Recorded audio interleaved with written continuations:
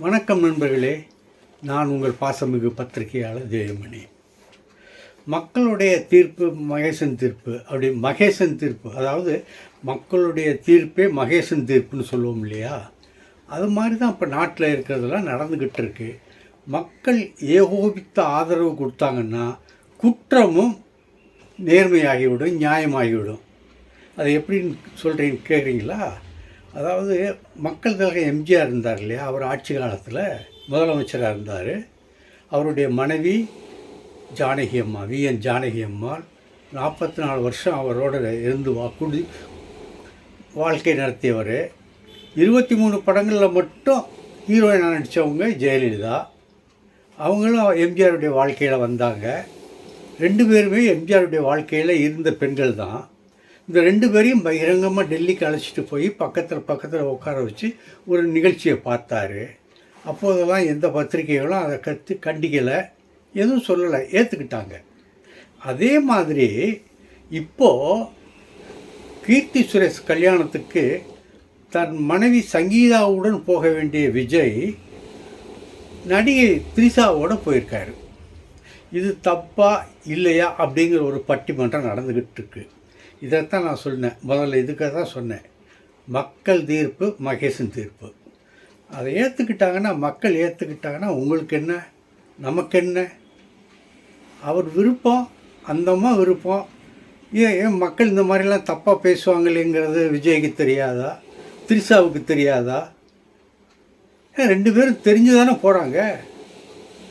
இதுலேயே மற்றவங்களுக்கு செய்திகள்லாம் வேறு மாதிரி போடுறாங்க, பேசுகிறாங்க. பிஜேபி பிரமுகர் கூட போனாருங்கிறாங்க ஒருத்தர். அந்த ஆள் அவங்க சொல்கிற அந்த 6 பேரில் பிஜேபிங்கிற ஆள் யாருமே கிடையாது, கட்சியை சேர்ந்தவங்க யாருமே கிடையாது. கார் டிரைவரை தான் கூப்பிட்டு போயிருக்காரு, மற்ற சில நண்பர்களை கூப்பிட்டு போயிருக்கார், ஒரு பிஏ கூப்பிட்டு போயிருக்காரு, அவ்வளோதான். மற்றபடி யாரையும் கூப்பிட்டு போகல. அது விஜயனுடைய தனிப்பட்ட விருப்பம்.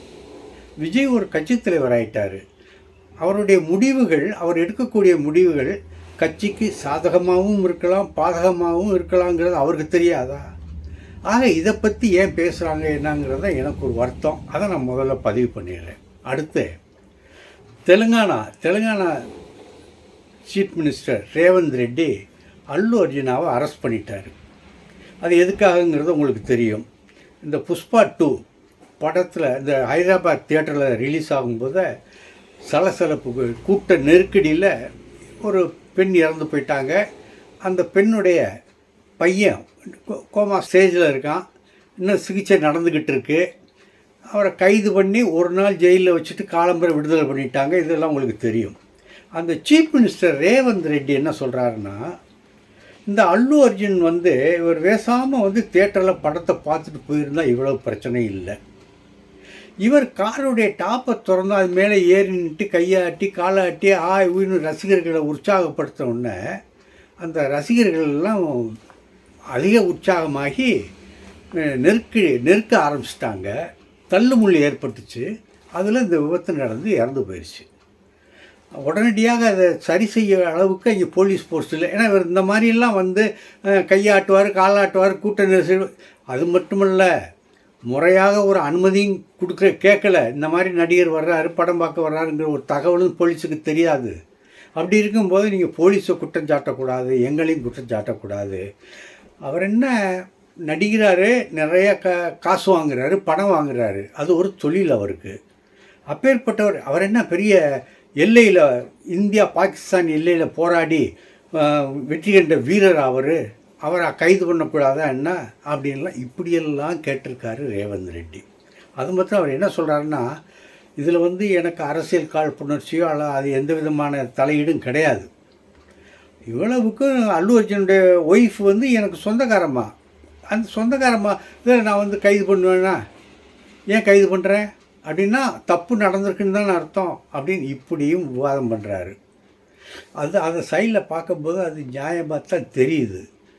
இந்த சைடில் பார்த்தா நான் சூப்பர் ஸ்டாருக்கு ஒரு பாதுகாப்பு இல்லையா, அவர் இந்த மாதிரிலாம் வேணுக்குன்னே இந்த மாதிரி பண்ணுவார். ஏதோ ஒரு கூட்ட நெருக்கடி நடிகர்களை பார்க்கணுங்கிற ஆர்வத்தில் தள்ளுமுள்ளி ஏற்பட்டு போச்சு. இதுக்கு அல்லு அர்ஜுனா பொறுப்பேற்க முடியுமா அப்படின்னு சிலர் பேசுகிறாங்க. இன்னும் சிலர் என்ன பேசுகிறாங்கன்னா, ஆந்திராவில் நம்ம ஆட்சி நடத்துகிறது சந்திரபாபு நாயுடு.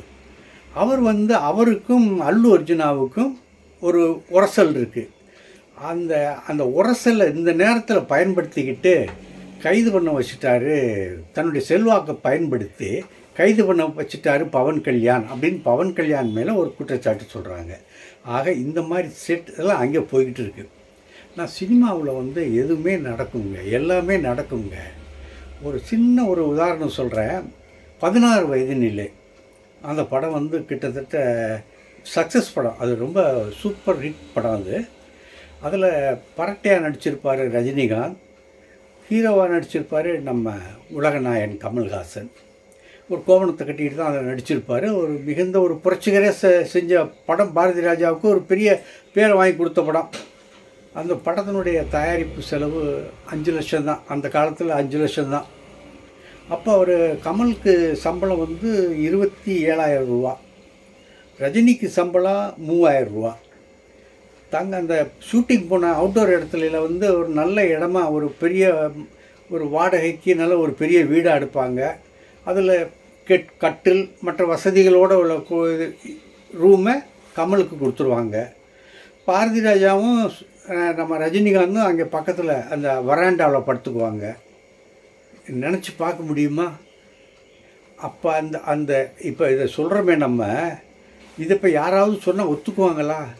ரஜினியும் அப்படி வராண்டாவில் படுத்திருந்தார், பாரதி ராஜாவா வராண்டாவில் படுத்திருந்தார், அவருக்கா 3,000 ரூபா சம்பளம் அப்படின்லாம் கேட்பாங்க. இதில் இன்னொன்று இருக்குது. அந்த ஒரு சீனில் நம்ம ஸ்ரீதேவி ரஜினிகாந்த் முகத்தில் காரி துப்பணும். சீனு க்ளோஸ்அப்பில் எடுக்கணும். பாரதி ராஜா எல்லாம் ரெடியாக எல்லாம் பண்ணிட்டார். நிவாஸ் ஓகே எல்லாம்னுட்டு கேமராமேன் நிவாஸ் அவர் எல்லாம் சரியாக பண்ணி ஆங்கிள்லாம் பார்த்து கரெக்டாக இது பண்ணிட்டாரு.